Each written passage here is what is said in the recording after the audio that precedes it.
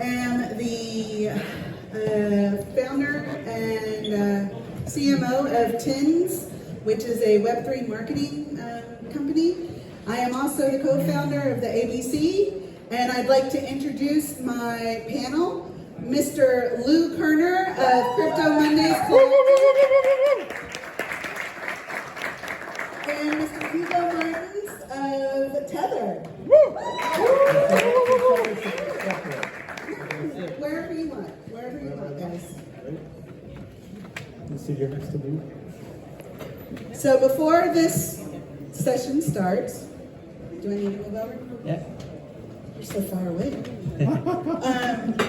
I have a little joke for the audience. Ready? Mm-hmm. Okay. Why did the AI agent refuse to trade crypto? Nobody? Nobody? Because it said, I've already lost enough tokens just trying to talk to humans. So, don't know if everybody is up to speed on AI and how agent-to-agent payments actually work. So, Lou, why don't you tell us what we're really talking about?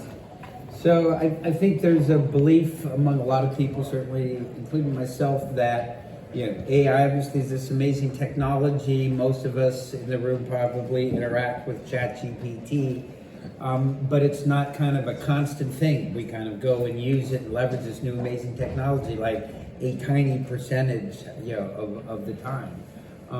But we're kind of, I think, on the cusp of this new era where we'll have these agents who will actually go out on behalf of each of us individually and execute things that we want it to execute. And if it's going to do that, it's going to need to make some payments. And why are stablecoins key in making this real? Sure. Well, I mean, obviously, it's probably not going to be, I think we're talking about, literally, it's very easy to see in 10 years, trillions of these tiny micro payments from, agent to agent. Then they could be from your tiny fractions of a penny. And that's probably going to be, not going to be, again, MasterCard or Visa. It's probably going to be stablecoins. Okay, great. Thank you. So, Hugo, from your perspective at Tether, what needs to exist before the AI agents can actually move any money seamlessly across the borders, real time, scale?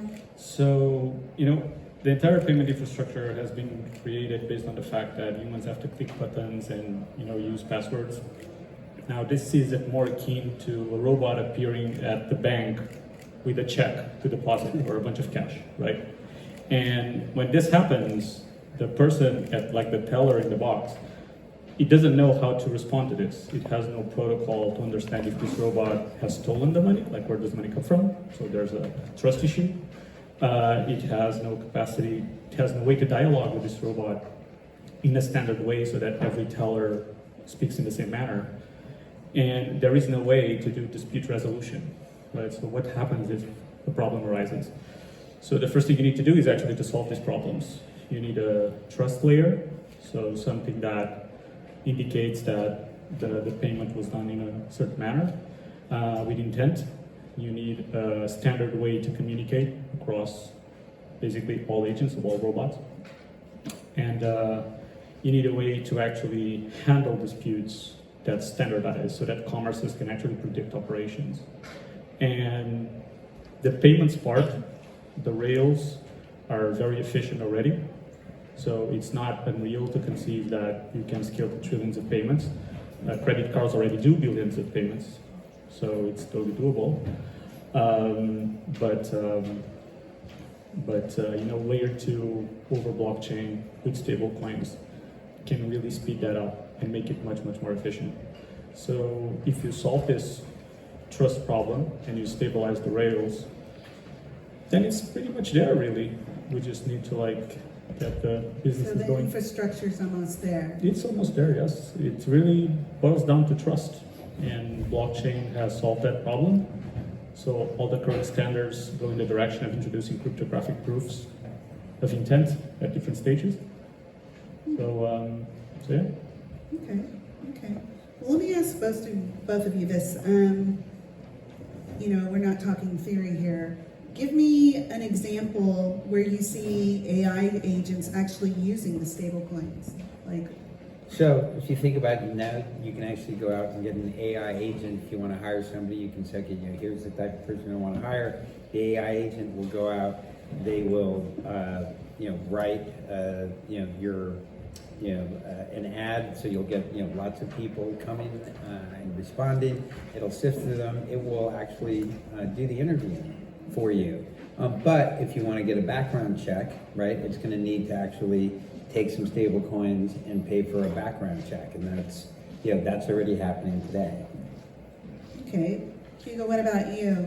Is there something that would make everyday people or businesses like here in Portugal or in Europe feel the impact of this? Yeah, I do think that, for example, for businesses, you have a very specific use case, which is there are many payments which happen, especially in industry, which are bundled together once a month or once every X time, simply because humans cannot process the insane amount of payments that would require every single interaction.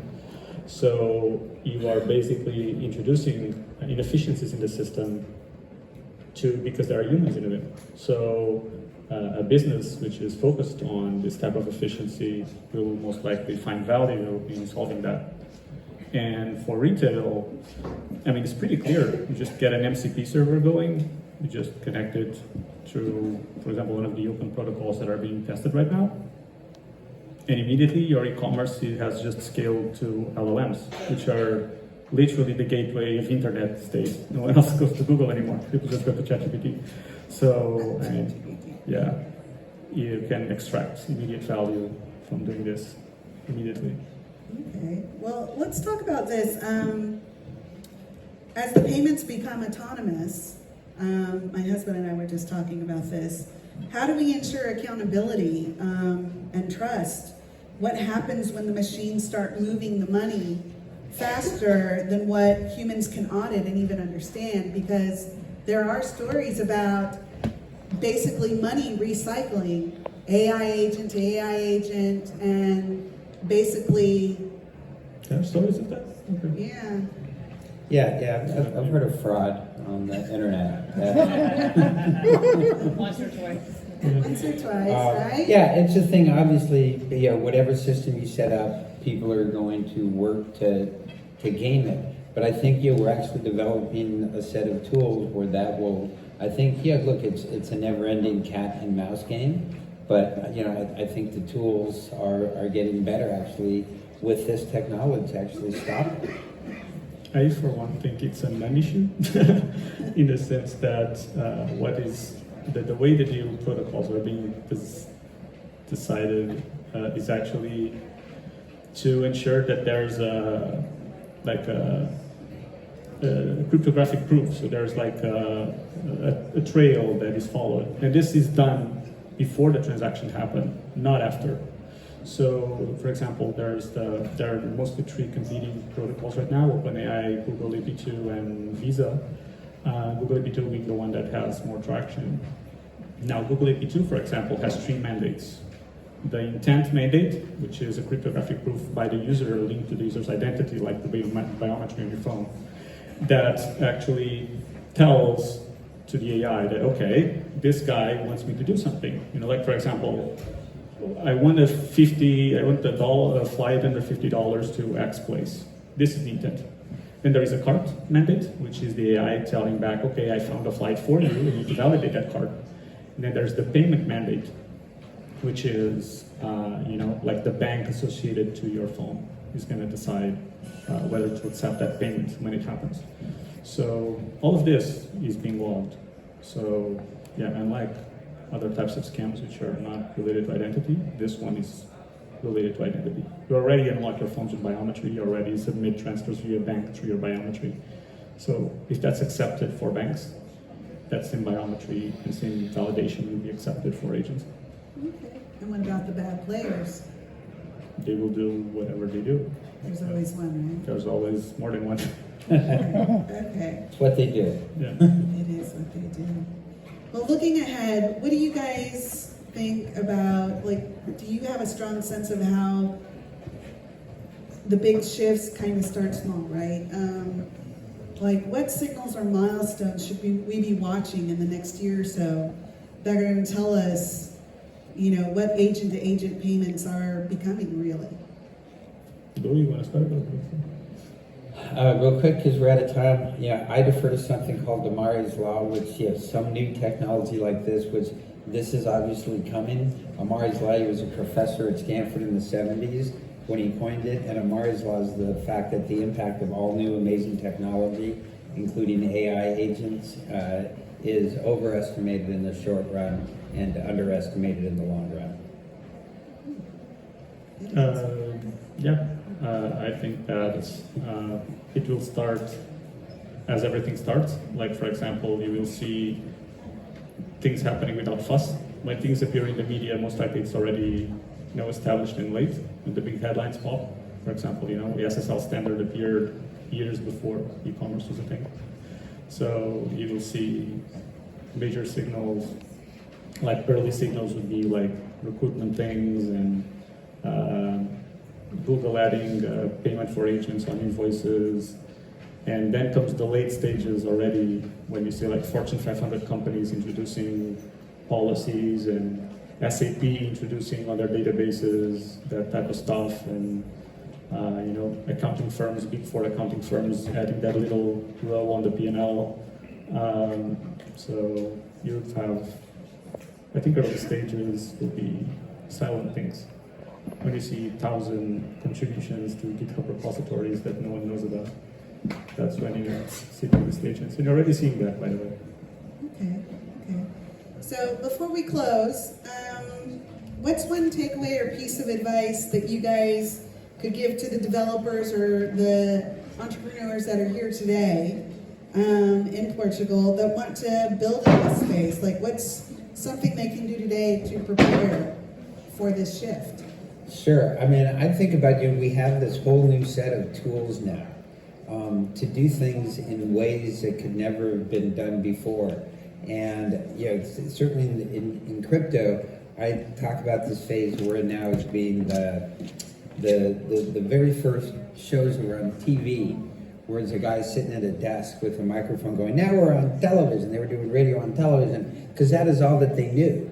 And that's what we're doing right now. And what I'm excited about is what new ways we can reconfigure things and do things a new way and hopefully, make an impact on we have these ever-growing monopolies that are increasingly malicious. So I think Europe is amazing at research, but we are very bad at making that research into a business. And that's our track record. And there are spaces where... No, Tether's done pretty well. Can't complain. You can let the big boy next time. I think that, like local AI is a thing where if you can build good product experiences around it, because centralized AI, such as OpenAI, is, especially if you deal with intellectual property, is a complete black hole. Everything, as soon as it enters that terms of service, you're gone. So local AI is one thing where Europe can do something about if you can build good product experiences around it. And I mean, there's so much content around AI. If you don't understand AI, just ask an LLM to explain you what AI is. You don't know how to build agentic commerce, ask an LLM how to build agentic commerce. AI is your best friend. AI is your best friend to learn AI. Up after this session, out in the hallway. Yeah.